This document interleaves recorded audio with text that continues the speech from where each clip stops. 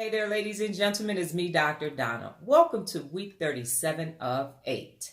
Last week, I read Spy Schools, and here's what I have for you. I read the book, and I was a military police officer in the Army, so I thought that it would be interesting. Now, the book is 275 pages, and it's kind of long for me.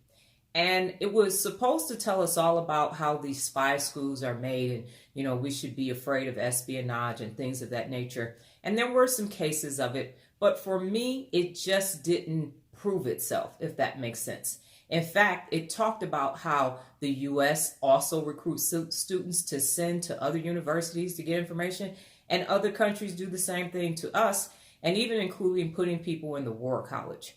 So the takeaway that I have is that if you're going to write a book and you're going to talk about espionage and how it's happening, and you use a couple stories to try to back up what you're saying, it's just not appealing for me. It wasn't a case of, oh my God, look at all these spy schools that we're breeding and the universities are in on it, and they're taking intellectual property and they can do it because there isn't a non-disclosure agreement signed by students. It's almost as if people know that it exists and they're kind of turning a blind eye to it unless it gets really into proprietary information. And if everyone is doing it, does it then make a situation like, oh my God, we shouldn't be doing it if everyone knows that everybody else is doing it from all of these other countries? I'm saying this. If you want to read the book because you want to just know about the information, then absolutely go ahead. But in my opinion, it just didn't deliver. It wasn't like this, oh my goodness, look at these spy schools and, oh, we should really be afraid. I mean, there's so much going on. It's so easy to get information even from your cell phone. So to say that this is how it's actually happening and that things are being stolen, if everybody is doing it, the playing field is kind of leveled. So what are you really stealing?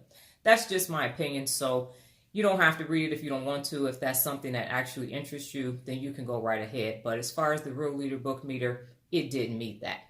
Now, what about last week's discipline? Last week's discipline, I started this thing called, it's an actual spiral notebook, but things that upset me. And what I found out is that when I'm writing down things that upset me, and I have to go back and look at it and review it, I find that it really wasn't that significant and it really shouldn't have upset me. And now what I'm doing, since I have been looking at things that have upset me, when I'm about to get upset, I go, do I want to write this in my things that upset me journal? And if I do I really want to read it again? So it really has to be upsetting. And now I even find myself saying, I know this is going to end up in my upset journal and I'm about to be upset. And I'm recognizing it. And what it has done is it has mitigated the amount of times during my day when I'm willing to complain or be upset about things that are really insignificant. What book do we have for this week? This week's book is Unvarnished. Well, that's my time, ladies and gentlemen. But before I get out of here, just remember the power of 8.